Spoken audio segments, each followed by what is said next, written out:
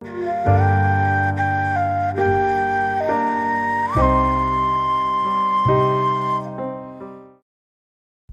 एक पवित्र मन के साथ कोई व्यक्ति बोलता है या काम करता है तो कभी न जाने वाली परछाई की तरह खुशी उसका पीछा करती है।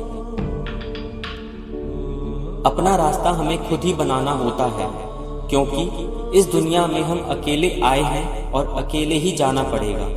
तो ऐसे में हमारी किस्मत भी खुद से बनानी पड़ेगी।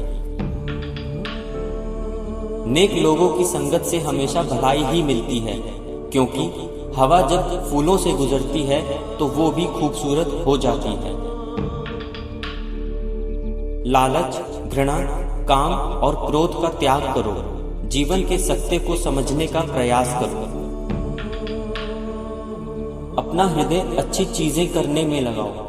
इसे बार बार करो और तुम प्रसन्नता से भर जाओगे। मनुष्य की खूबसूरती उसके चरित्र में होती है, न कि उसके चेहरे में।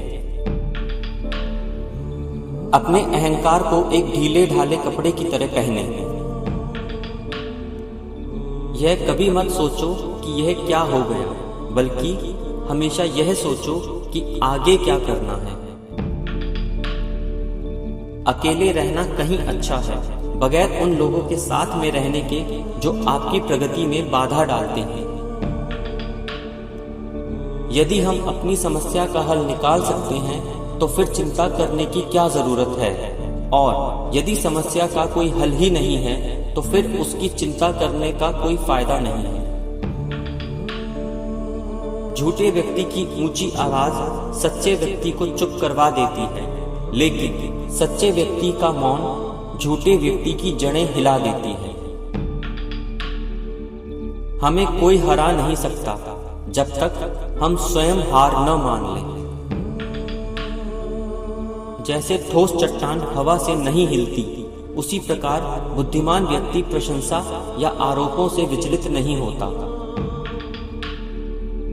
जिस मनुष्य में दूसरों को क्षमा करने का स्वभाव है वह हृदय करुणामय होता है। हमारा दिमाग ही हमारा दोस्त और हमारा दुश्मन है। सत्य, क्षमा, गुरु, धैर्य, कर्म, दान और आत्मविश्वास का त्याग कभी न करें।